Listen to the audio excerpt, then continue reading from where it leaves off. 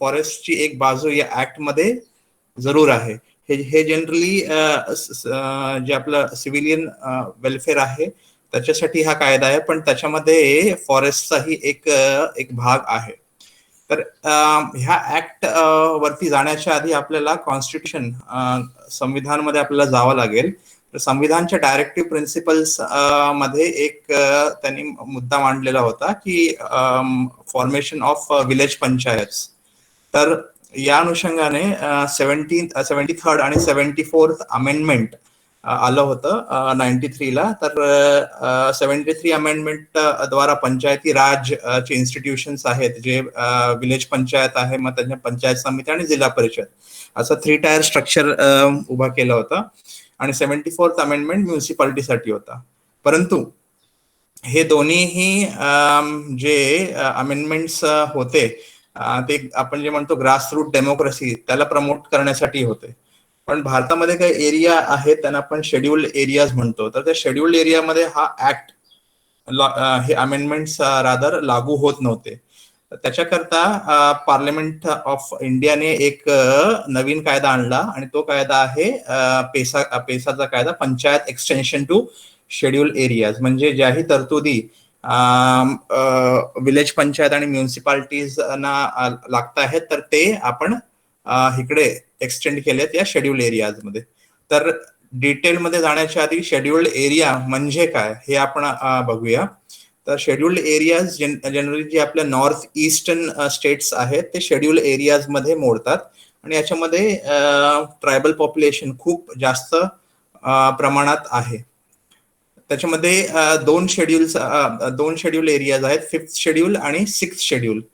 तर जो 5th आणि हे सगळं करण्यामागे हे होता रिझन हे होतं की जे नॉर्थ ईस्टचे लोक आहेत त्यांची एक विशिष्ट संस्कृती आहे, एक विशिष्ट परंपरा आहे आणि डिफरंट वे ऑफ लाईफ आहे. तर त्यांना प्रोटेक्शन देण्यासाठी हे शेड्यूल्स आणले होते. आणि त्याच्यामध्ये 5th शेड्यूल आणि 6th शेड्यूल हे 2 शेड्यूल्स आहेत. तर 6th शेड्यूल जे आहे आसाम, मेघालय, त्रिपुरा आणि मिझोरम या राज्यांसाठी लागू होतो. आणि 5th शेड्यूल जो आहे बाकी north eastern state, total 7+1 8 north eastern states आहेत. त्याच्यापैकी आसाम, मेघालय, त्रिपुरा आणि मिझोरम हे 6th शेड्यूल मध्ये येतं. आणि बाकीचे जे स्टेट्स आहेत जसं नागालँड, मेघालय, मग नंतर सिक्कीम हे जे आहे ते 5th शेड्यूल मध्ये येतात. तर दोघांमध्ये गव्हर्नन्सचा एक मेजर डिफरन्स आहे. 5th शेड्यूल एरियाज मध्ये गव्हर्नर ला खूप सारे पॉवर्स असतात. ते पॉवर्स काय आहेत ते आपण पुढे बघूया. परंतु 6th शेड्यूल एरियाज मध्ये हे जे पॉवर्स आहेत तर त्यांना लोकल ट्रायबल काउन्सिल म्हणून एक नवीन प्रकार त्या ठिकाणी हे आपण कायद्यान्वये आणलेला आहे. तर हे जे लोकल ट्रायबल काउन्सिल्स आहेत तर ते तिकडचं गव्हर्नन्स करतात 6th शेड्यूल एरियाज मध्ये.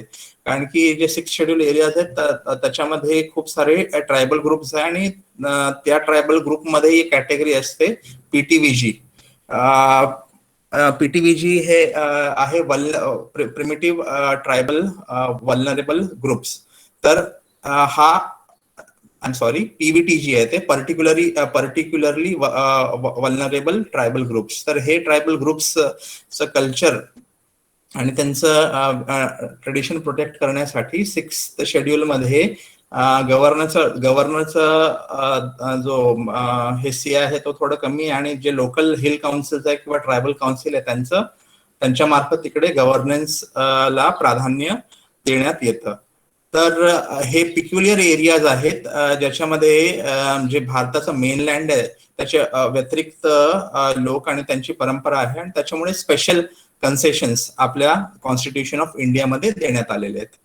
सो ह्या कायद्याची पार्श्वभूमी आपण जर बघितली तर 93 मध्ये 73rd आणि 74th कॉन्स्टिट्यूशनल अमेंडमेंट आलं आणि त्याच्यानंतर एक दिलीप सिंग भुरिया कमिटी नावाची कमिटी, ह्याचा एक 1100 पानांचा रिपोर्ट आहे आणि त्या 1100 पानांच्या रिपोर्टमध्ये त्यांनी खूप डिटेल डिस्क्रिप्शन दिले की हे जे शेड्यूल्ड एरियाज आहेत ज्यांचं युनिक कल्चर ट्रेडिशन आहे आणि ट्रायबल वे ऑफ लाईफ आहे, तर त्यांना आपण कसा प्रोटेक्ट करू शकतो. तर त्याच्याकरता तिकडे ग्रामसभा, नॉट ग्रामपंचायत, ग्रामसभा, कारण की हे जे आहे ट्रायबल एरियाज आहे, ट्रायबल एरियाज मध्ये विखुरलेल्या स्वरूपाची पॉप्युलेशन असते, डिस्पर्स पॉप्युलेशन असल्यामुळे छोटे छोटे पाडे असतात. तर हे ह्या प्रत्येक पाड्यामध्ये ग्रामपंचायत हे करणं ते ऍडमिनिस्ट्रेटिव्हली फिजिबल नाहीये. आणि जर असे 4-5 पाडे एकत्र करून एक ग्रामपंचायत जरी बनवली तरी प्रत्येक पाड्याचं आपलं वेगळं हे असतं, तिकडे वेगवेगळ्या सब ट्राईब्स असतात, तर सर्वांचे इंटरेस्ट जे आहे ते सर्व होणार नाही. तर त्याच्यामध्ये ग्रामसभा ला इकडे पॉवर देण्यात आलं, ग्रामपंचायतीचा इकडे उल्लेख नाहीये. जेव्हा की आपण जर 73rd कॉन्स्टिट्यूशन अमेंडमेंट बघणार तर तिकडे सर्व जे पॉवर्स आहेत ते ग्रामपंचायतला देण्यात आलेले आहेत. आणि या रिपोर्टमध्ये काय होतं की हे जे इम्पॉर्टंट आहे, फॉरेस्ट, एक्साइज, पोलीस वगैरे, हे सर्व विषय ते ग्रामसभाच्या अखत्यारीत आपण आणावे. तर ह्या सर्व रिकमेंडेशन्सच्या अनुषंगाने आपला पेसा कायदा जो आहे डिसेंबर 24, 1996, 24 डिसेंबर 1996 मध्ये हा कायदा अस्तित्वात आला. तर जेव्हा आपण कायद्याच्या ठळक बाबी बघतो तर त्याच्यामध्ये मेनली 5 सेक्शन्स आहेत. अतिशय छोटा कायदा आहे पण ह्याचं इफेक्ट आणि ह्याचे जे परिणाम आहे तो खूप दूरगामी परिणाम आहे. तर पार्ट 9 ऑफ द कॉन्स्टिट्यूशन म्हणजे जे आपलं 73rd आणि 74th अमेंडमेंट द्वारा एक नवीन पार्ट हे केलं होतं, त्याला आपण पार्ट 9 म्हणतात. तर ते शेड्यूल्ड एरियाज मध्ये एक्सटेंड केलं जात आहे. आणि शेड्यूल्ड एरियाज मध्ये प्रत्येक विलेज किंवा पाड्याला ग्रामसभा असणार आहे आणि त्याच्यामध्ये 50% रिझर्वेशन हे शेड्यूल्ड ट्राईब्स, कारण की हे जे आहे ट्रायबल डॉमिनेटेड एरियाज आहेत त्याच्यामुळे. जर त्या पर्टिक्युलर ग्रामसभामध्ये वेगवेगळे ट्रायबल्स असतील तर त्यांना त्यांच्या प्रपोर्शनल रिप्रेझेंटेशनच्या अनुषंगाने ते करतील. कारण की इंडियाचे जेवढे पण हे ट्राईब्स आहेत, मोर दॅन 60% ट्रायबल टाइप्स हे नॉर्थ ईस्ट मध्ये आपण बघू शकतो. आणि हे सर्व ह्यांचे जे पण चेअरपर्सन्स असतील, त्यांचे हेड असतील, तेही एसटी साठी रिझर्व ठेवण्यात आलेले आहे. ह्या सर्वांचं मेन जे कारण आहे एवढं स्ट्रॉंग ऍक्ट आणण्यासाठी, कारण की नॉर्थ ईस्ट जो रिजन आहे त्याची युनिक रिक्वायरमेंट आहे आणि त्यांना नेहमी एक भीती वाटत असते की बाहेरचे लोक येऊन आमचा जो लोकल ट्रेडिशन आहे किंवा लोकल कल्चर आहे तो संपवतील, किंवा हे आपण म्हणतो pollution of local culture and traditions. तर हे थांबवण्यासाठी हे सगळे इन्स्टिट्यूशनल फ्रेमवर्क या कायद्यामध्ये दिलेले आहेत की रिझर्वेशन आहे एसटीला, हेड जो आहे तो एसटीचा असू शकतो आणि ग्रामसभाला खूप सारे पॉवर्स ह्याच्यामध्ये देण्यात आलेले आहे. तर एक दिलासा, एक स्टॅच्युटरी अश्युरन्स नॉर्थ ईस्टच्या लोकांना या मार्फत देण्यात आलं आहे. आणि नॉर्थ ईस्टचं तर स्पेसिफिक आहे, पण इतरही जेव्हा आपण दुसरे शेड्यूल्ड एरियाज बघतो तर शेड्यूल्ड एरियाज आपण जर पाहिले तर 10 स्टेट्समध्ये इंडियाच्या शेड्यूल्ड एरियाज आहेत आणि त्याच्यामध्ये वेगवेगळ्या डिस्ट्रिक्टमध्ये. पण मेन याचा फोकस जो होता तो नॉर्थ ईस्ट चे जे युनिक कल्चर आहे त्याला प्रोटेक्ट करण्यासाठी हा कायदा अंमलात आला. तर जेव्हा आपण हा कायदा बघतो तर ग्रामसभाला खूप सारे पॉवर्स दिलेले आहेत. सर्वात महत्वाचा जो पॉवर आहे या पर्टिक्युलर एरियामध्ये हे नॅचरली रिच फॉरेस्ट आहेत. जिकडे पण आपण बघणार शेड्यूल्ड एरियाज हे ट्रायबल डॉमिनेटेड एरियाज आहेत आणि ट्रायबल डॉमिनेटेड असल्यामुळे त्यांचं जंगलावरती उदरनिर्वाह खूप असतो, त्यांचा ओव्हर डिपेंडन्स असतो जंगलावरती.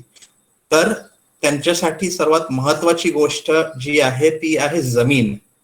सो या कायद्यामध्ये, आणि हा पहिला कायदा आहे ज्याच्यामध्ये ग्रामसभाच्या पूर्व परवानगी शिवाय आपण जमीन घेऊ शकत नाही कुठल्याही डेव्हलपमेंटल प्रोजेक्ट साठी. सो ग्रामसभाची पूर्व परवानगी याच्यामध्ये मॅन्डेटेड केलेली आहे, ऍक्ट मध्येच आहे, रुल्स मध्ये पण नाही, ऍक्ट मध्ये आहे. आणि ह्याचा पहिला आणि एक फेमस उदाहरण जो आहे तो सुप्रीम कोर्टाचा समथा जजमेंट. समथा एक एनजीओ होती जी आधीचा जो आंध्र प्रदेश आहे तर त्या एरियामध्ये काम करत होती, जवळपास 300-350 विलेजेस मध्ये ईस्ट गोदावरी डिस्ट्रिक्टला. सो त्यावेळी काय झालं की हे आदिवासी जे शेड्युल्ड एरियाज आहेत त्याच्यामध्ये खूप सारे जमीन जी आहे ती हस्तांतरित करण्यात आली मायनिंगसाठी. मायनिंगचे लिसेस पट्टा देण्यात आलेला आहे. तर याच्याकरता जे पेसा ऍक्टनी मॅन्डेट केलेलं आहे की आपल्याला लँड ऍक्विजिशन कंपल्सरी आहे याचं. तर लँड ऍक्विजिशन च्या आधी ग्रामसभाची परवानगी घ्यायला पाहिजे. तर ह्या प्रकरणामध्ये ग्रामसभाची परवानगी घेण्यात आली नव्हती. आणि इकडे खूप कारण की मिनरल रिच एरिया होता ईस्ट गोदावरी डिस्ट्रिक्ट, तर त्याच्यामुळे खूप सारे मायनिंग लिसेस देण्यात आले होते. हायकोर्टने विरुद्ध निकाल दिला. तर जेव्हा सुप्रीम कोर्टमध्ये गेलो तर सुप्रीम कोर्टने या कायद्याच्या अनुषंगाने एक लँडमार्क डिसिजन दिलेला आहे की जेवढे पण मायनिंग लिसेस आहेत ते इमिजिएटली कॅन्सल होतील आणि सगळे मायनिंग ऑपरेशन्स हे बंद करणार आहे. त्याच्याशिवाय जर आपल्याला मायनिंग करत असेल तर जी गव्हर्नमेंटची एजन्सी आहे स्टेट मिनरल डेव्हलपमेंट कॉर्पोरेशन किंवा ट्रायबल लोकांनी जर कुठलं कॉपरेटिव्ह टाईपचं मायनिंग केलं तेही चालेल, तर तेच करू शकते या क्षेत्रामध्ये. फक्त 2 एंटिटीज आहे, गव्हर्नमेंट आणि जर ट्रायबलची कुठली असोसिएशन असली लोकल पीपलची ते करू शकते.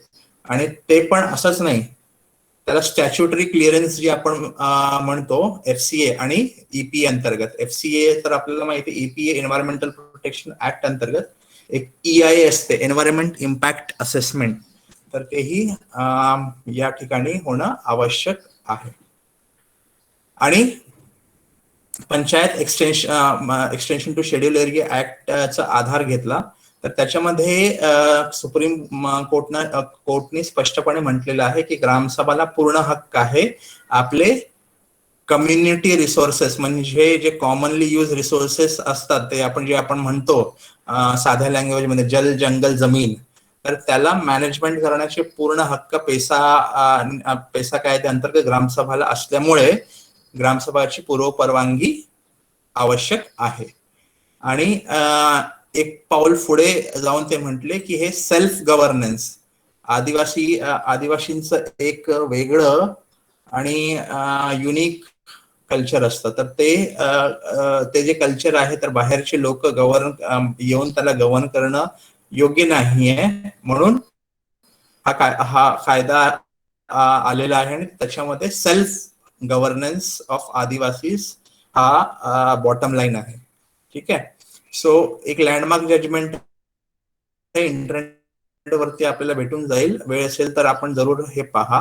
दुसरा पावर बघा ग्रामसभाला काय दिलंय की जे पण मायनर वॉटर बॉडीज आहेत त्याचं प्लॅनिंग आणि मॅनेजमेंट करणं, म्हणजे समजा कुठले सॉइल मॉइश्चर कन्झर्वेशन स्ट्रक्चर्स आहेत, जलमृदू संधारणची कामं आहेत, किंवा त्याच्यामध्ये जर आपल्याला मासे सोडायचे आहेत किंवा मासेमारी करायचं आहे, गाळ काढायची आहे, मग नंतर तिकडे वेस्ट जे आहे ते त्याच्यामध्ये जाऊ नये त्याच्यासाठी काही उपाययोजना. तर अशा प्रकारच्या सर्व जे मॅनेजमेंट ऑब्जेक्टिव्ह आहेत आणि मॅनेजमेंट स्टेप्स आहेत त्यांचं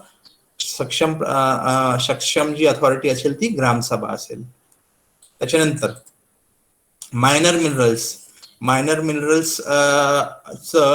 जर तिकडे उत्खनन करायचं असेल किंवा काही स्टडी करायचं असेल तर अगेन ग्रामसभाची परवानगी त्याच्यामध्ये लागते. तर हे 100% त्याच्यामध्ये आलेलं आहे. कारण की हे जेवढे पण एरियाज आहे फॉरेस्टेड एरियाज आहे आणि they are very rich in mineral. जर आपण कधी मिनरल मॅप ऑफ इंडिया बघितलं आणि त्याला ओव्हरले केलं हे ट्रायबल डॉमिनेटेड किंवा शेड्युल्ड एरियाज मध्ये, तर मोर दॅन 90% हे जे मॅच आहे ते ओव्हरलॅपिंग आहे, म्हणजे जिकडे मिनरल्स आहेत तिकडे फॉरेस्ट आणि शेड्युल्ड एरियाज आहेत. सो हे सगळं डेव्हलपमेंट तर पाहिजे, पण ऍट द सेम टाइम जे आदिवासीज आहेत, जे जंगलामध्ये खूप पिढ्यांपासून राहतात, खूप सेंचुरीज सेंचुरीज सेंचुरीज मागेही त्यांचं अस्तित्व होतं, तर त्यांना आपल्याला प्रोटेक्ट करायचं आहे. त्याच्यानंतर ओनरशिप हा एक आपल्या अनुषंगाने हा इम्पॉर्टंट आहे. Ownership of minor forest produce. तर जेही MFP आहे त्याचं कम्प्लीट ओनरशिप ग्रामसभाकडे असणार आहे, आणि त्या अनुषंगाने ते वेगवेगळे पाऊल उचलू शकतात. MFP किंवा NTFP, non timber forest produce. आणि इवन जे लोकल डेव्हलपमेंट प्लॅन्स आहेत, ट्रायबल सब प्लॅन जो की एक इम्पॉर्टंट कंपोनेंट आहे फंडिंगचा, तर त्याचाही प्लॅनिंग ची संपूर्ण जबाबदारी, कंट्रोल वर्ड यूज केला म्हणजे प्लॅनिंग आणि इम्प्लिमेंटेशन, योजना बनवणे आणि त्याची अंमलबजावणी करणे, हेही दोन्ही ग्रामसभाला दिलेले आहे. तर आपण एकंदरीत बघू शकतात की हे ग्रामसभाला खूप मेजर आणि स्वीपिंग पॉवर्स या कायद्याअंतर्गत दिलेलं आहे. परंतु ह्याची एक इश्यू असा आहे की कुठल्याही कायद्याच्या अंमलबजावणीसाठी रूल्स, नियम काढणे आवश्यक आहे, पण खूप साऱ्या स्टेट्सनी हे नियम काढलेले नाहीत. महाराष्ट्रालाच हा कायदा आला 96ला, पण महाराष्ट्राचे जे पेसा रूल्स आहेत ते कधी आले? 2014ला. तर आपण बघू शकता ऑलमोस्ट 18 वर्षांचा डिले या ठिकाणी झालेला आहे. तर रूल्सचा एक प्रश्न आहे, तर ज्याच्यामुळे इम्प्लिमेंटेशन ऑफ द ऍक्ट सफर होत आहे. तर आतापर्यंत आपण हा जनरल बघितला पेसा कायदा आणि त्याची पार्श्वभूमी काय. आता आपण महाराष्ट्राकडे वळूया. सो जेव्हा आपण महाराष्ट्राचा शेड्युल्ड एरियाज मॅप बघतो, तर शेड्युल्ड एरियाज महाराष्ट्राच्या 13 जिल्ह्यामध्ये आहेत आणि 60 तालुकामध्ये हे पसरलेले आहेत. आणि हे कुठले शेड्युल्ड एरियाज आहेत, कुठले गाव आहेत, त्याचं डिटेल्ड हे एक नोटिफिकेशन आहे 2 डिसेंबर 1985. तर हे आपल्याला ऑनलाईन भेटून जाईल. खूप मोठा, जवळपास 60-70 पेजेसचा हा नोटिफिकेशन आहे, आणि याच्यामध्ये त्यांनी डिस्ट्रिक्ट वाईज, तालुका वाईज कुठले गाव शेड्युल्ड एरियाज मध्ये येतात, तर ते त्याच्यामध्ये विशद केलेलं आहे. तर जवळपास if I am not wrong 1500च्या वरती गावं आहेत, spread across 60 talukas and 13 district. तर हे आपण बघितलं, हे गडचिरोलीचा पूर्ण जिल्हा, चंद्रपूरचा हा काही भाग आहे, जिवती आणि त्या साईडचा. मग त्याच्यानंतर नांदेड, किनवट, आणि मग वरती आपण गेलो नंदुरबार, धुले, इकडे हा अमरावती, आणि मग या ठिकाणी ठाणे आणि नगरचा काही एरिया. तर अशा प्रकारे वेगवेगळ्या डिस्ट्रिक्ट्स मध्ये हा शेड्युल्ड एरियाज स्प्रेड आहे. सो जेव्हा आपण बघतो, तर हा एक डायग्राम आहे ज्याच्यामध्ये पेसा विलेज आणि FRA विलेज, कारण की दोघांचा ओव्हरलॅप आहे. तर जेव्हा आपण बघणार, जवळपास 44,000 विलेजेस आहेत महाराष्ट्रामध्ये. त्याच्यापैकी फॉरेस्ट विलेजेस आहेत ते 12,630 आहेत. त्याच्यामध्येही JFM चे जेवढे विलेजेस आहेत 12,300 आहेत, आणि त्याच्या अंतर्गत जे आहे पेसा विलेजेस, पेसा विलेजेस ही भरपूर प्रमाणात आहे. तर हे आकडेवारी दाखवण्याचा मेन उद्देश असा आहे की पेसाच्या अंतर्गतच FRA विलेज, FRAचं गाव येतं. म्हणजे every PESA village is FRA village, but every FRA village is not PESA village. ह्याचा अर्थ काय आहे की जे नॉन पेसा एरियामध्येही आपण FRA चे राईट्स दिलेले आहेत. तर त्यामुळे हे जे एक वाक्य आहे ते आपण नेहमी लक्षात ठेवा, that every PESA village FRA village आहे, पण प्रत्येक FRA विलेज हे पेसा विलेज नाही आहे. कारण की पेसा विलेजेस आपल्याला माहिती आहे फक्त 13 डिस्ट्रिक्ट्स मध्ये आहे आणि महाराष्ट्रात तर त्याच्यापेक्षा तिप्पट डिस्ट्रिक्ट्स आहेत. ओके, तर हे एक मेजर डिफरन्स आहे. आता या पर्टिक्युलर ह्याच्यामध्ये जेव्हा आपण 2014चे रूल्स बघतो महाराष्ट्रामध्ये, सो महाराष्ट्र पेसा रूल्स हे आले आहे मार्च 4, 2014ला. ओके, आणि त्याच्यामध्ये खूप सारे त्यांनी रूल्स दिलेले आहेत, पण जे इम्पॉर्टंट रूल्स आहेत जे आपल्या डिपार्टमेंटशी संबंधित आहे ते आपण बघूया. त्याच्यामध्ये त्यांनी रेव्हेन्यू विलेजेस किंवा बाकीचे जे डेव्हलपमेंटल फंक्शन्स आहेत त्याच्याबाबत भाष्य केलंय, पण फक्त आपण आपल्या फॉरेस्ट डिपार्टमेंट पुरतं मर्यादित आपण ठेवूया. सो ग्रामसभाचे रोल्स ह्याच्यामध्ये काय राहतील ते अगदी डिटेल्ड ह्याच्यामध्ये त्यांनी विशद केलेलं आहे. सर्वात महत्वाचं हे पोलिसिंग पॉवर्स ही आपण ग्रामसभेला दिल्या आहेत महाराष्ट्राच्यात, पीस, सिक्युरिटी आणि डिस्प्यूट रेझोल्युशन. तर कुठलाही वादविवाद झाला तर तंटामुक्त जे आपण म्हणतो तर त्याचेही पॉवर्स ग्रामसभांना दिलेला आहे. नॅचरल रिसोर्सेसचं रक्षण करणं, फार्मिंगचेही प्लॅन करणं आणि प्रिव्हेन्शन ऑफ लँड एलिनेशन, म्हणजे जेवढी पण जमीन आहे या शेड्युल्ड एरियाज मध्ये तर ते डेव्हलपमेंटल प्रोजेक्ट साठी सरसकट किंवा विदाउट एनी कंट्रोल देऊ नये त्याच्याकरता ग्रामसभाला पॉवर्स देण्यात आलेले आहे. तर without prior approval of gram sabha in scheduled areas land cannot be given for developmental project. जसं FRA मध्ये त्यांनी प्रोव्हिजन केलेली आहे की ग्रामसभाची परवानगी लागते, तसंही पेसा क्षेत्रात त्यांनी ह्या रूल्स मध्ये नमूद केलेलं आहे.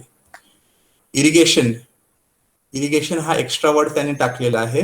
So planning and management of water resources and irrigation. Water resource आहे तिकडून काही कॅनल बांधायचं आहे किंवा छोटीशी चॅनल करायची आहे, तर या सगळ्या गोष्टीसाठी ग्रामसभा सक्षम आहे.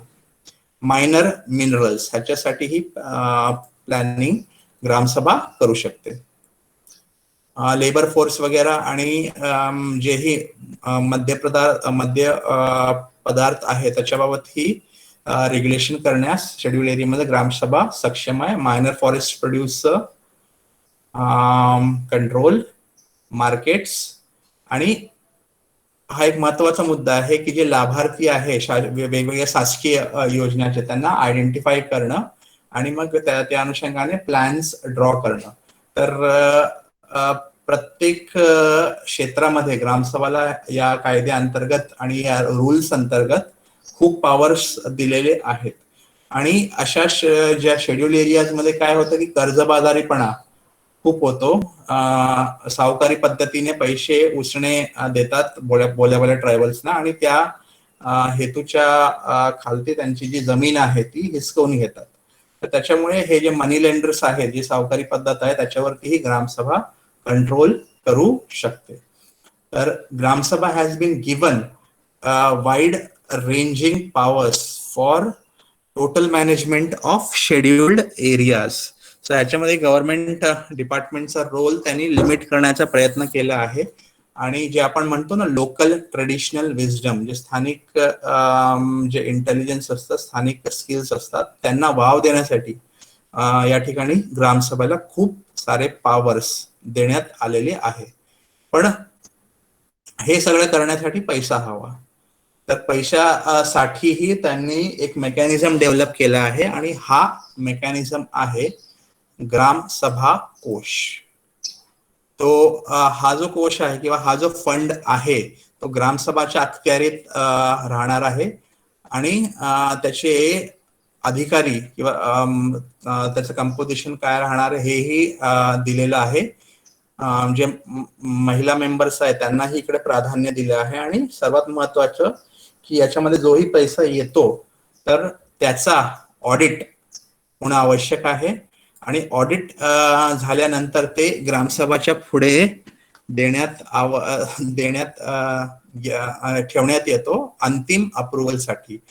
परत परत हे नेहमी लक्षात ठेवा, पेसा क्षेत्र आणि FRA क्षेत्रामध्ये ग्रामसभा सुप्रीम आहे. ग्रामसभाचं डिसिजनला कोणीही चॅलेंज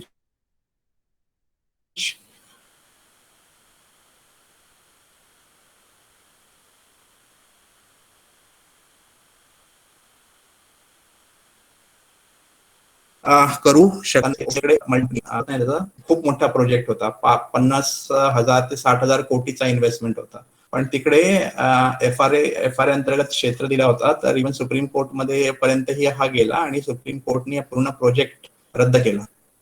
तर एवढी पॉवर, म्हणजे एक छोटीशी ग्रामसभा ज्याच्यामध्ये आदिवासी आहेत, एक मल्टीनॅशनल कंपनी आणि 60,000 कोटीचा इन्व्हेस्टमेंट थांबू शकते. एवढा मोठा पॉवर्स या कायद्याअंतर्गत आहे. सो हे ह्याच्यामध्ये फायनान्सेसचाही अरेंजमेंट वेगवेगळ्या रूल्स मध्ये करण्यात आलेलं आहे. मग जे आपल्याशी निगडीत आहे, चॅप्टर 5 मध्ये नॅचरल रिसोर्सेसचा मॅनेजमेंट बाबत त्यांनी भाष्य केलेलं आहे या रूल्स मध्ये. तर ह्याच्यामध्ये सेफगार्ड प्रोटेक्शन, पण कुठल्या नैसर्गिक स्रोतामध्ये जे पारंपरिक रित्या ते वापरत होते, आणि याच्यामध्ये काय काय इन्क्लुडेड आहे, वॉटर, फॉरेस्ट लँड आणि मिनरल्स.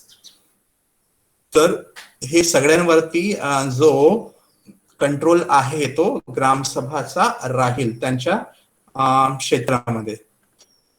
पण ह्याच्या बाबतीतही हे रिसोर्सेस कसे वापरायचे त्याचंही त्यांनी वेज किंवा मेथड्स इकडे दिलेले आहे. पहिला की हे टायपिंग एरर आहे, लाईव्हलीहूड आहे, लाईव्हलीहूड नाही, लाईव्हलीहूड. लाईव्हलीहूड जे आहे त्यांचा उदरनिर्वाह आहे, हे कायमस्वरूपी चालायला पाहिजे, अशा प्रकारे याचा वापर झाला पाहिजे. म्हणजे तशातला प्रकार नको की सोने का अंडा मुर्गी देती है तो एक ही बार में इसे मार लो तो सब अंडे अपने को मिल जाएंगे, अशा नाहीये. पण खूप दीर्घकाळासाठी त्यांना उदरनिर्वाहाचा प्रश्न उपस्थित होऊ नये त्याच्याकरता हे ग्रामसभा प्लॅन करेल या पर्टिक्युलर क्षेत्रामध्ये. दुसरा की जे असमानता आहे लोकांमध्ये, तेही आपण कसं कमी करू शकतो आणि ते कसं वाढून द्यायचं नाही या क्षेत्रामध्ये, तर ह्याच्यावरतीही ग्रामसभा या रिसोर्सेसचा अशा प्रकारे वापर होईल. आणि एक तिसरा मुद्दा आहे कॉन्सन्ट्रेशन ऑफ वेल्थ. म्हणजे ह्याचा जो बेनिफिट आहे फक्त काही ठराविक लोक हेच ह्याचा बेनिफिट उचलून आहे, परंतु ते सर्व लोकांमध्ये हा बेनिफिट जाणं गरजेचं आहे. तर equality of benefits and opportunity. आणि शेवटचा मुद्दा की जे पण लोकल रिसोर्सेस आहेत त्याचं पूर्णपणे यूज किंवा युटिलायझेशन करणं, पण ऍट द सेम टाइम ते शाश्वत रित्या त्याची उपलब्धता असायला पाहिजे, हेही एन्श्योर करणे. तर sustainable management of local resources पूर्ण तर युटिलायझेशन करायचं आहे, पण आपल्या ज्या पुढच्या पिढ्या आहेत किंवा भविष्यामध्येही हे रिसोर्सेस तेवढेच युजफुल राहू, त्याच्याकरताही या ठिकाणी ग्रामसभाला प्राधिकृत करण्यात आलेले आहे. सो फॉरेस्ट आणि नॅचरल रिसोर्सेस बाबत एवढे सारे पॉवर्स दिले आहेत. या रूल्स मध्ये खूप सारे चॅप्टर्स आहेत, पण ते आपल्या डिपार्टमेंटशी संबंधित नाही, त्याच्यामुळे मी घेतलेले नाहीयेत. तर जेवढे आपल्याला रिलेव्हंट आहे तेवढेच आपण घेतलेले आहेत. तर हे सगळं करताना कुठली तरी ऑर्गनायझेशन सेटअप असायला पाहिजे. तर ह्याचंही तरतूद या रूल्स मध्ये करण्यात आली, आणि ती जी आहे ती आहे RPMC, resource planning and management committee. So जेव्हा आपण कमिटीज करतो, जसं फॉरेस्ट डिपार्टमेंटमध्ये JFM आहे, जॉईंट फॉरेस्ट मॅनेजमेंट कमिटी. त्याच्यानंतर आपलं हे वन हक्क कायदा जो आपण बघितला काल, सो त्याच्यात आपण हे विलेज फॉरेस्ट कमिटी आहे आणि एक CFRC community forest resource committee ती आहे. मग पेसा कायद्यामध्ये आता आपण बघतो resource planning and management committee. Biodiversity act मध्ये जर आपण कमिटी बघितली तर बायोडायव्हर्सिटी मॅनेजमेंट ऍक्ट कमिटी. जेव्हा आपण विलेज फॉरेस्ट रूल्स म्हणजे ग्रामवनचे रूल्स बघतो 2014 महाराष्ट्राचे, तर त्याच्यामध्येही ग्रामवन कमिटी. तर अशा प्रकारे वेगवेगळ्या कमिटीज वेगवेगळ्या ऍक्ट मध्ये आहेत. परंतु एक नेहमी आपण लक्षात ठेवा की all these are sub committees of gram sabha. तर ग्रामसभाच्या अखत्यारीत येतात आणि त्यांना रिपोर्ट जो आहे तो ग्रामसभाला द्यावा लागतो. मग या कमिटी मध्ये कोण कोण मेंबर्स असणार ती ग्रामसभा निवड करेल. पण एक महत्वाचा मुद्दा याच्यामध्ये आहे की सगळे departments, forest department, revenue department, मग इरिगेशन, ऍग्रिकल्चर, तर हे सगळे ऍडवायझर्स असतील. दिस वुड बी ऍडवायझर्स या कमिटीचे आणि त्याची मीटिंग अटेंड करतील. आणि हा बघा हा वर्ड यूज केलाय शॅल, म्हणजे आपल्याला कंपल्शन आहे. म्हणजे ग्रामसभानी आपल्याला एक लेटर दिला की आपल्याला या दिवशी हजर राहायचे या मीटिंगने, तर आपल्याला ते कंपल्शन आहे. आणि ही जी कमिटी आहे ती एक आराखडा बनवेल. तर त्याला resource planning and management plan आपण म्हणतो. तर त्या प्लॅन मध्ये जे गावाच्या हद्दीत जे काही नैसर्गिक स्रोत आहेत, नैसर्गिक साधन संपत्ती आहे, त्याचं शाश्वतरित्या बघा कुठेही आपण बघितलं इव्हन पेसा कायद्यामध्ये किंवा बायोडायव्हर्सिटी कायद्यामध्ये किंवा FRA कायद्यामध्ये सस्टेनेबल यूज वरती भर दिलेला आहे. सो हे एक सेंट्रल पॉइंट आहे तिन्ही ऍक्ट मध्ये. तर हा आराखडा बनवेल आणि हा आराखडा ग्रामसभाच्या पुढे मंजुरीला ठेवण्यात येईल.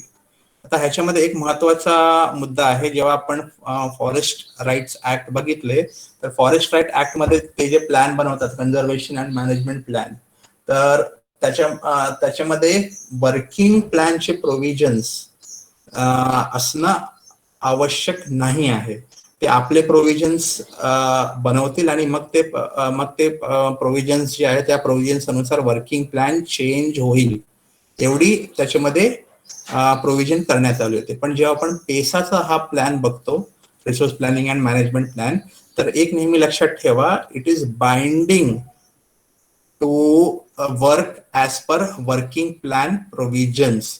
म्हणजे जेही हे आराखडा बनवतील ते वर्किंग प्लॅनच्या प्रोव्हिजन्स अनुसारच करणार आहे. आणि तो एक बंधन या रूल्स मध्ये किंवा या कायद्यामध्ये देण्यात आलं. FRA मध्ये तो बंधन नाहीये. ते वर्किंग प्लॅनच्या विपरीत जाऊन काम करू शकतात, आपले प्रोव्हिजन स्वतः टाकू शकतात. पण या ठिकाणी त्यांनी वर्किंग प्लॅनचे प्रोव्हिजन्स कंपल्शन केले, तर ते सगळे आपलं या प्लॅन मध्ये येतील. ठीक आहे, क्लिअर? सो चॅप्टर 9 मध्ये मायनर फॉरेस्ट प्रोड्यूस NTFP बद्दल भाष्य केलेलं आहे. तर याचे सर्व राईट्स जे आहेत ते ग्रामसभाला आहे. आणि कुठले राईट्स आहेत बघा, ओनरशिप म्हणजे पूर्ण त्याचं स्वामित्व, ऍक्सेस टू कलेक्शन, ते कलेक्ट करू शकतात, आणि डिस्पोजल त्याला विकू शकतात किंवा स्वतःसाठीही वापरू शकतात. तर हे सगळ्या बाबी मायनर फॉरेस्ट प्रोड्यूस मध्ये ग्रामसभाच्या अखत्यारीत येतात. पण त्याच्यासाठी जसं आपण मागच्या स्लाइड मध्ये बघितलं, resource planning and management and monitoring committee एक प्लॅन बनवेल आणि या प्लॅनच्या अनुसारच त्यांना मायनर फॉरेस्ट प्रोड्यूसचं विल्हेवाट आणि कलेक्शन्स वगैरे ते करू शकतात. आणि ह्या कमिटीमध्ये जसे दुसरे डिपार्टमेंटचे मेंबर्स आहेत, फॉरेस्ट डिपार्टमेंटचा महत्वाचा रोल आहे, कारण की एक्स ऑफिशियो मेंबर आहे. एक्स ऑफिशियो मेंबर म्हणजे बाय पोझिशन असेल, पण त्याला या मीटिंग मध्ये वोटिंग राईट्स नसतील, तर तो अटेंड करू शकतो. आपले मत आपण मांडू शकतात, पण त्याला कुठल्याही मुद्द्यावरती वोट करू शकणार नाही. तर फ्रेंड्स, मायनर फॉरेस्ट प्रोड्यूस वरती पेसा क्षेत्रात पूर्णपणे त्यांना पूर्ण जो हक्क आहे तो ग्राम सभाचा आहे आणि तो हक्कच्या अंमलबजावणी करता resource planning and monitoring committee आहे, जो की एक आराखडा बनवेल आणि त्या आराखड्यानुसार त्यांना काम करायचं आहे. तर हे रूल्स मध्ये स्पष्टपणे देण्यात आलेलं आहे. सो आपले जे फॉरेस्ट डिपार्टमेंटचा जो मेंबर असतील तर ते ऍडवाइस देतील टेक्निकल मॅटर्स, वर्किंग प्लॅन किंवा जे NTFPs आहेत त्यांना शाश्वतरित्या आपण कसं वापर करू शकतो. आता शाश्वतरित्या कसं वापर करणं, त्याच्यासाठी एक कॉन्सेप्ट आहे sustainable harvesting limits. Sustainable harvesting limits आपल्याला डिफाईन करावे लागणार. म्हणजे कुठलाही NTFP, फॉर एक्झाम्पल आवळा, तर जंगलात समजा 1000 टन आवळा जर भेटतो आहे तर 1000 टन आपण दरवर्षी घेणार का? नाही.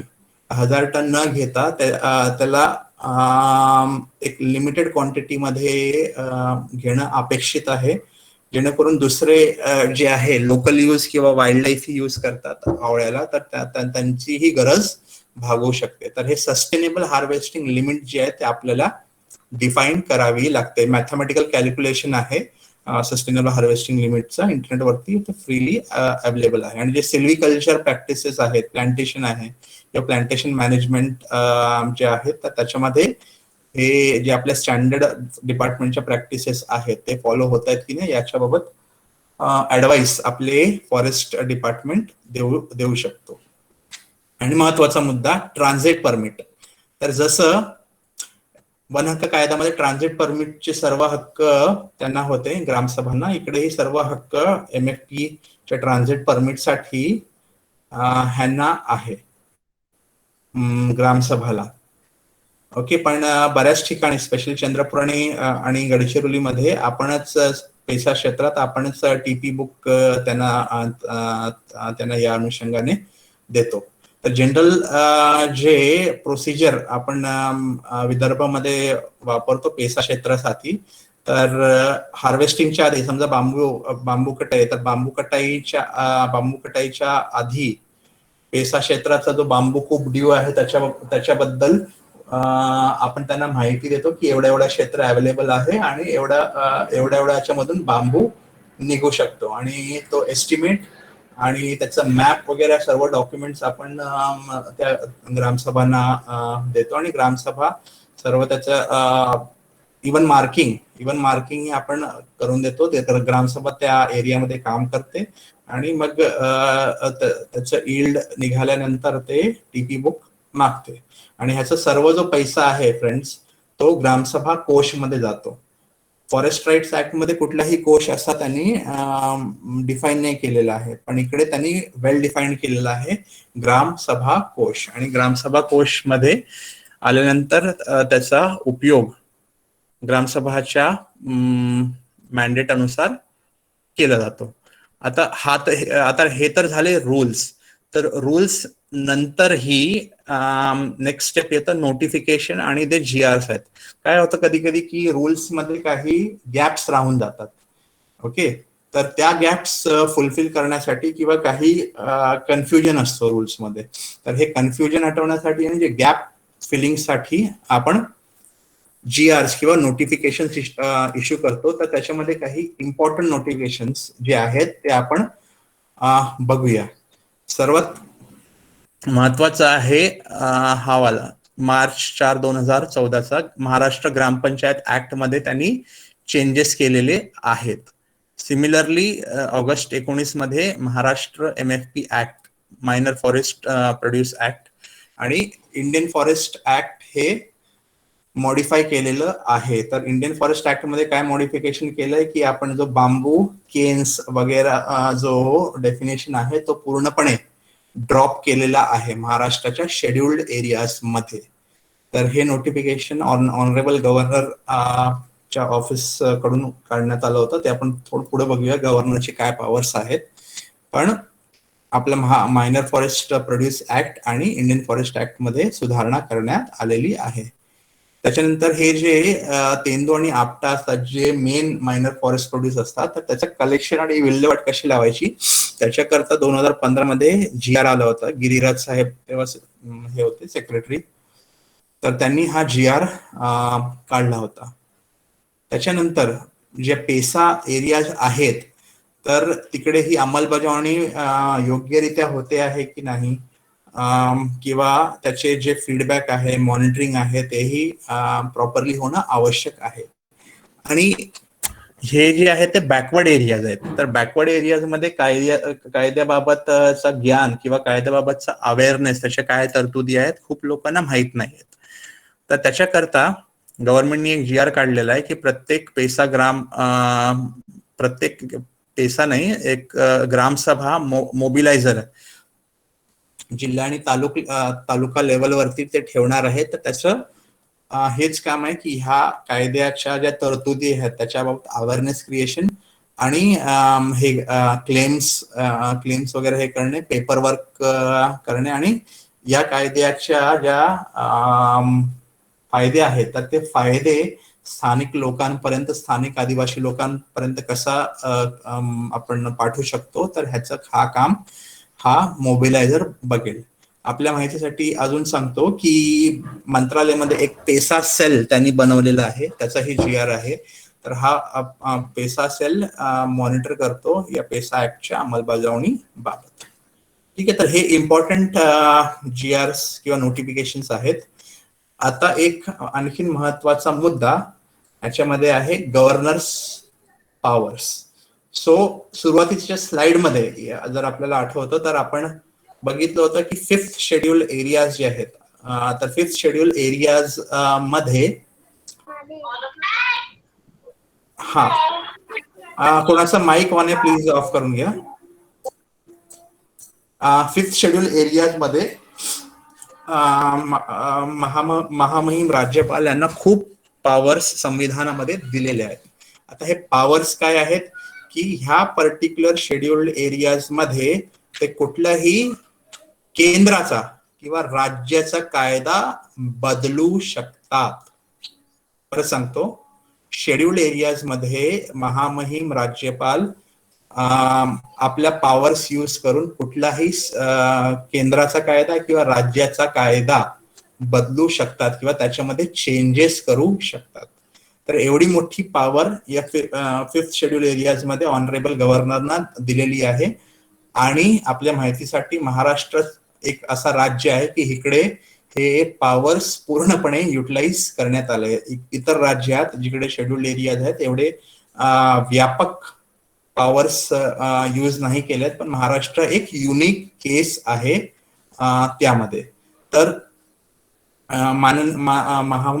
महामहिम राज्यपालांनी खूप सारे नोटिफिकेशन्स काढलेले आहेत. तर त्या नोटिफिकेशन मधून जे जे इम्पॉर्टंट आहेत ते आपण बघूया. 2016चा नोटिफिकेशन आहे की जे लोकल 2016चा हवाला आणि हा नोव्हेंबर आणि ऑगस्ट 2016चा. तर स्थानिक जे शेड्यूल एरिया असतात त्याच्यामध्ये ग्रुप C आणि ग्रुप D चे पोस्ट असतात. तर अनुभव असा येतो की स्थानिक लोक जे आहेत तर त्यांना तेवढं अभ्यास नसतो किंवा त्यांची तयारी नसते.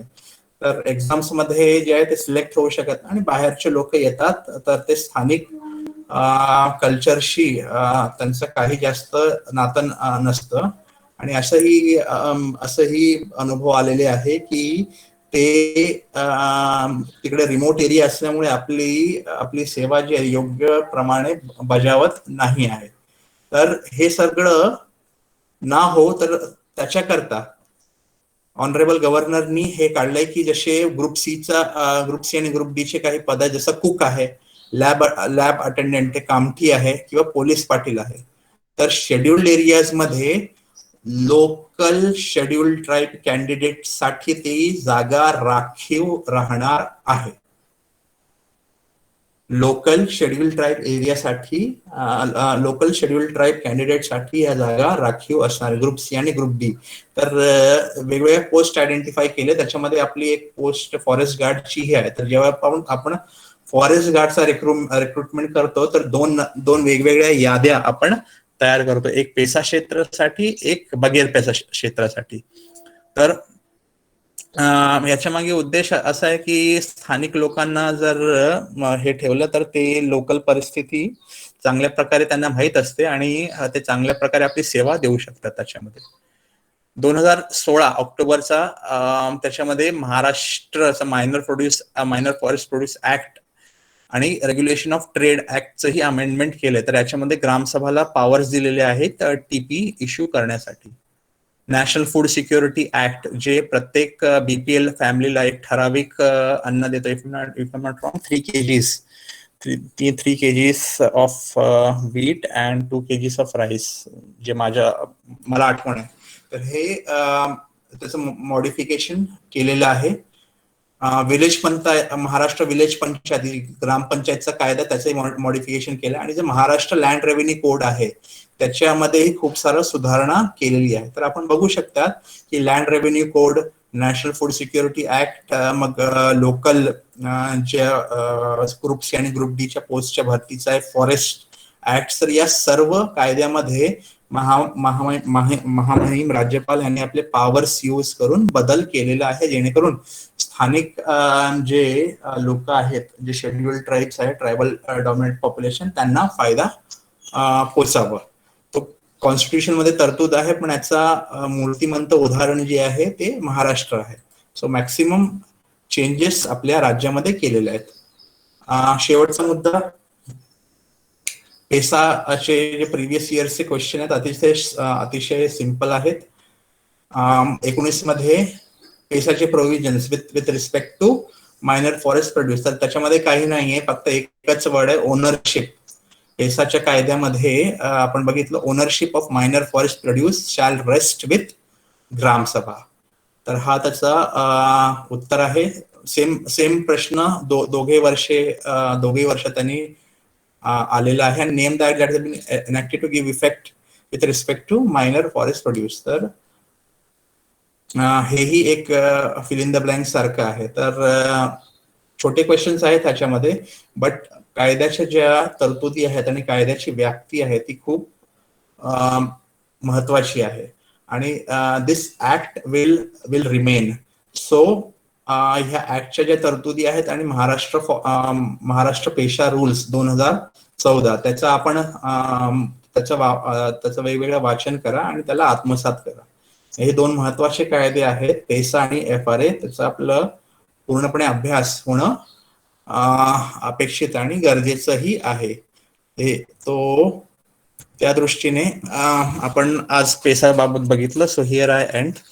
थँक्यू. अँड नाव जर कोणाला काही प्रश्न असतील तर ते आपण घेऊया. Okay, so any questions please.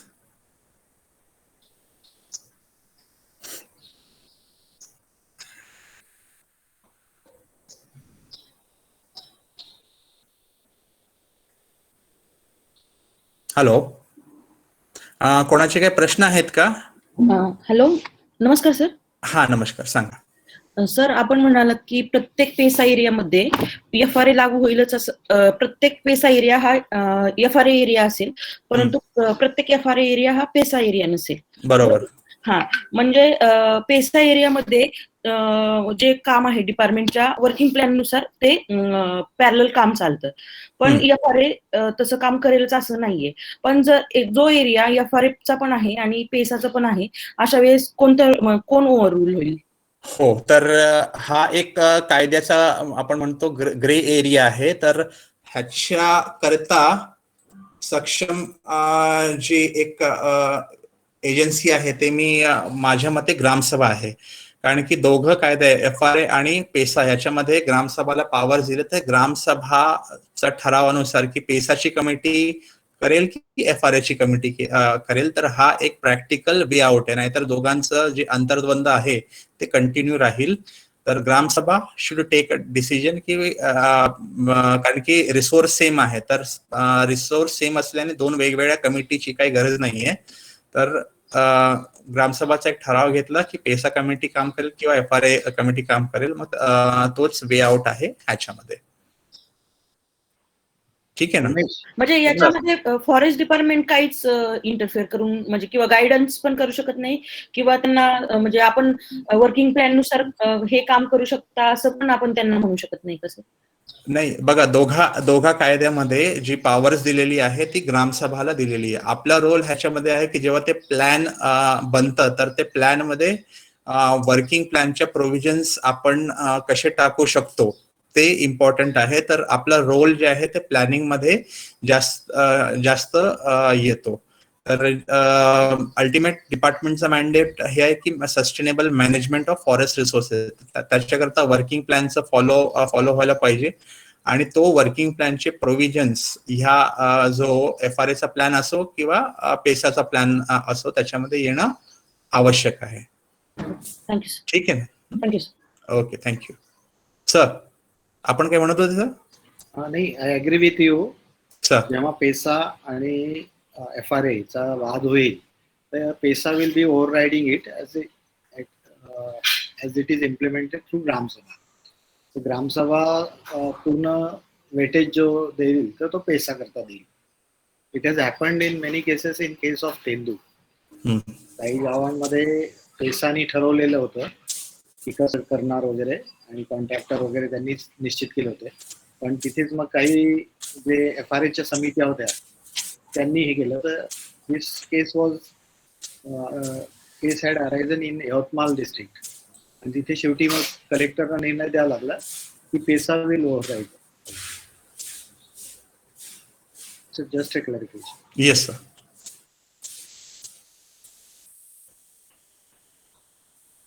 So thank you, Umesh. It has Yes, been sir. very educative and very nicely presented. Sir. It will certainly help all the officers. Sir, या ऑफिसर्सना मला एक सांगायचं आहे की पेसा कायदा जरी आता आपला डायरेक्ट रोल दिसत नसेल तरी पण आपल्या जसं उमेशने पण त्याच्या प्रेझेंटेशन मध्ये सांगितलंय की we are suppose to give them technical advice. बऱ्याचदा आता हे ज्या FRA मध्ये लोकांच्या ज्या मागण्या असतात एस्पेशली इन CFR एरियाज, की CFR एरियाज कसं मॅनेज करायचं तर त्याचं मॅनेजमेंट प्लॅन लिहायचं आपल्याला. तर त्याच्यामध्ये जे टेक्निकल इनपुट्स आहेत जे सर्वसामान्य लोकांना ज्ञान नसतं.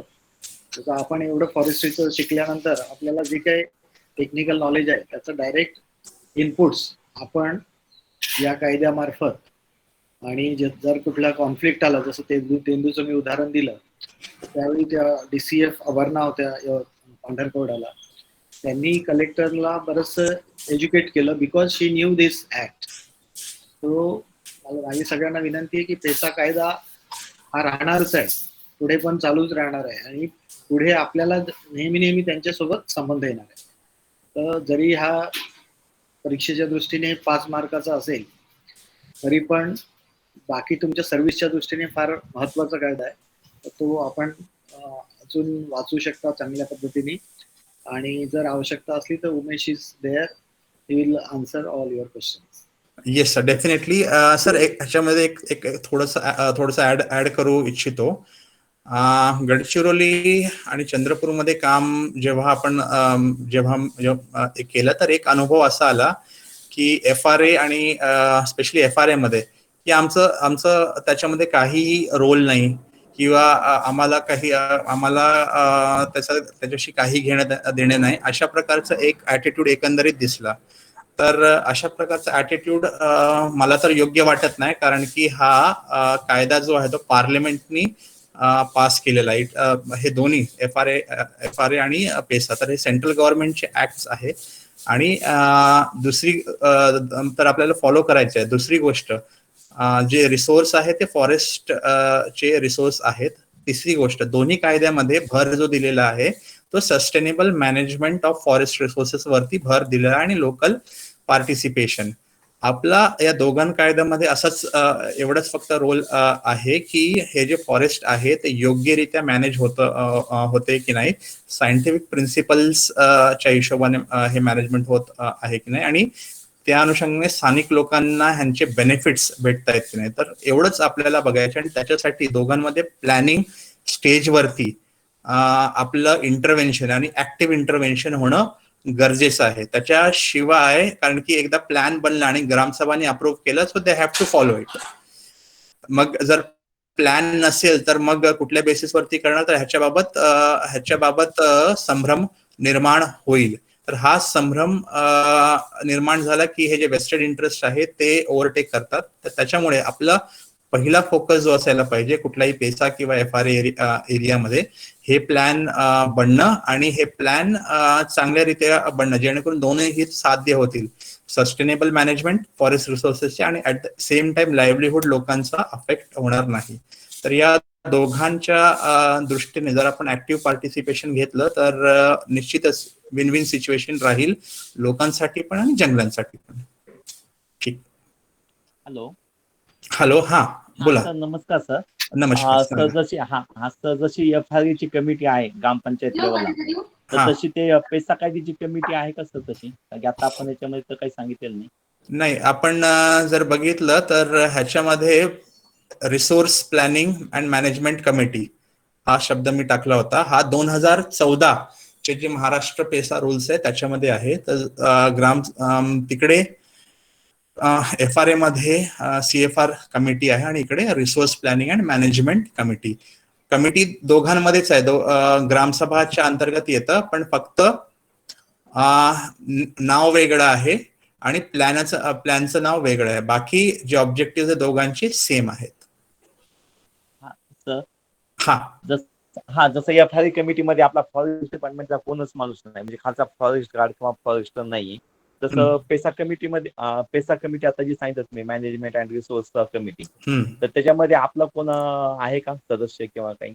हो, दोघांमध्ये मी एक महत्वाचं अंतर सांगतो. आता इकडे बघा रूल्स मध्ये ex officio member forest official, ठीक आहे ना. एक्स ऑफिशियो मेंबर म्हणजे कंपल्सरी. आणि तिकडे जेव्हा FRA मध्ये बघतो तर वर्डिंग त्यांनी असा यूज केलाय की the gram sabha may invite officials of forest department and other departments. तर त्याच्यामध्ये मे आहे, म्हणजे ते कंपल्शन नाहीये FRA कायद्यामध्ये फॉरेस्ट डिपार्टमेंट किंवा दुसऱ्या डिपार्टमेंट्सना इन्व्हॉल्व्ह करण्यासाठी. पण इकडे कंपल्शन आहे. एक्स ऑफिशियो मेंबर म्हणजे तो हे कंपल्शन आहे आणि ऑफिशियल लेवलवरती ते होणं गरजेचं आहे, मॅन्डेट केलंय या कायद्यामध्ये. हे दोन महत्वाचे डिफरन्सेस आहेत. हा, thank you sir. Okay, welcome. Thank you Umesh. Thank you sir, most welcome sir.